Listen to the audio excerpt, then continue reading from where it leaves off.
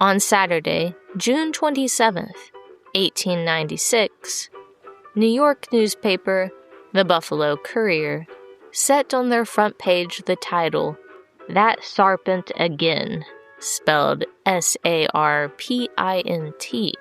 in large, bold font. Beneath was a smaller, yet more shocking statement. Proved beyond question. The monster seen and described by reputable people whose names are herewith given. This time, it was at Cloverbank. I wasn't able to get a copy of the full article, only this snippet. The serpent of the Great Lakes has been seen so many times now by sane, sober, and truthful people that he who sees it hereafter need have no timidity about mentioning the fact. Since Captain Lina Beecher gave to a Courier reporter such a graphic description of the creature as seen by himself and others at Crystal Beach, sometime before the excursion season opened, it was seen at Woodlawn Beach. This fact came out yesterday, the people who saw the snake fearing to say anything about it sooner, as they did not want to be laughed at. Possibly, instead of being the serpent of the Great Lakes, it is merely the serpent of Lake Erie, and of this end of Lake Erie at that. This article is one of many covering Lake Erie cryptid sightings from the late 19th century. This one references a particularly popular story, one that has become one of the lake's more well-known and cited early encounters. Covered in several places, while many papers included only the facts or witness statements, others, like the Buffalo Courier, sensationalized it. Here's how the tale began. The hour was sunset. The luminary was already half hidden behind the dark crown of wood on Port Albano. Here and there, a bird was chanting the vespers. The nearer trees, clad in the palest, most delicate of green, stood against a background of ancient pines and hemlocks whose foliage was black by contrast. The broad blue lake lay smooth and beautiful, the last of the winter's ice disappearing far eastward in miniature bergs, which glistened under the dying sunshine. The tokens of spring were everywhere to be perceived. What more fitting moment for the imperious serpent of the unsalted seas to break of his hibernating dreams in the ooze of old Erie's bed?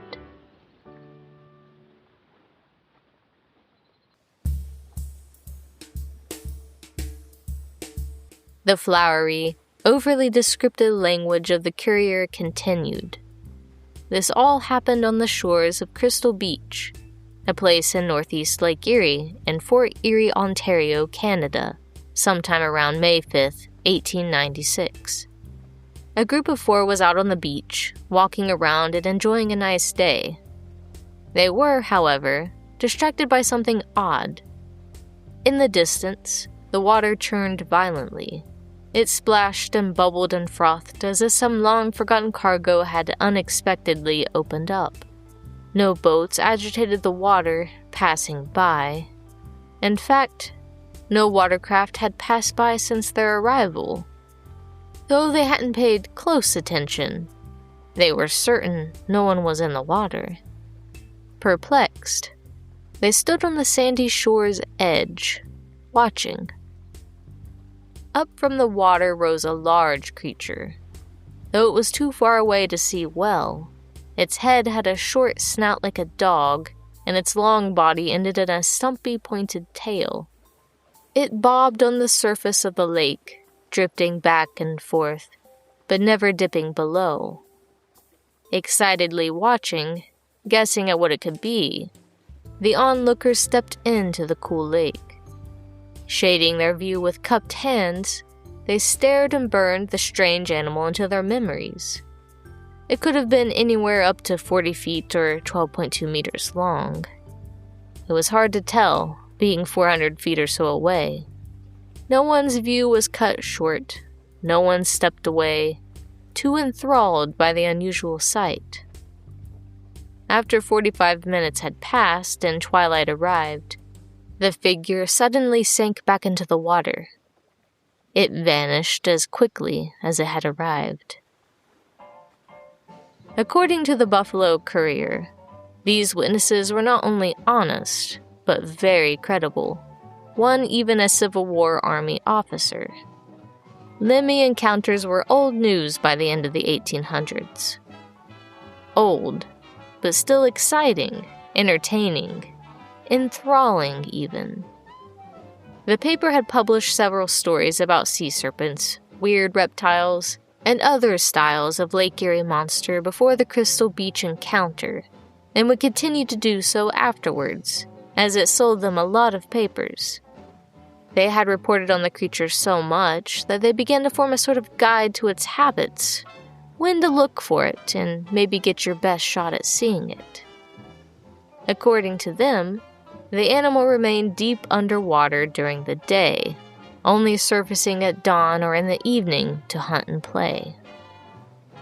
After well-selling issues hit the streets, new sightings and encounters inevitably popped up.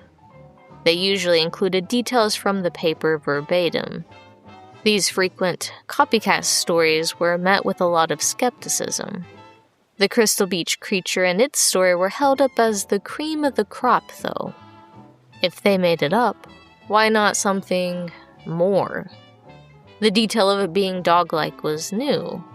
If it was fake, why wasn't it described exactly as all the other Lemmies were? There were no chases, aggression, feats of bravery. It just seemed strange to lie about such a thing. For what or why? The four witnesses seemed to have no reason at all, except the pursuit of discovery and raising local awareness. Several weeks after the Fort Erie incident, in mid-June, there was an announcement: the grand opening of a new single-line railway between Ridgeway and Crystal Beach. People were excited to go visit and relax by the beach, and perhaps catch sight of this creature.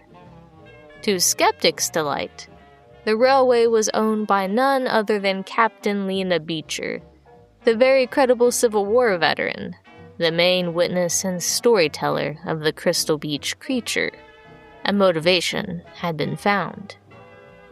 Many tourists were ignorant to the connection or ambivalent, excitedly using the transit station to pay the monster a visit anyway. Many even claimed to have seen the creature themselves while on a trip. Within a week of the railway's operation, 6 Western New Yorkers had their own story published in the Buffalo Courier, the excerpt I read at the beginning of the episode. They didn't see something at Crystal Beach, though, but at Woodlawn Beach. Coincidentally, one of the 6 witnesses this time was the wife of another railway owner.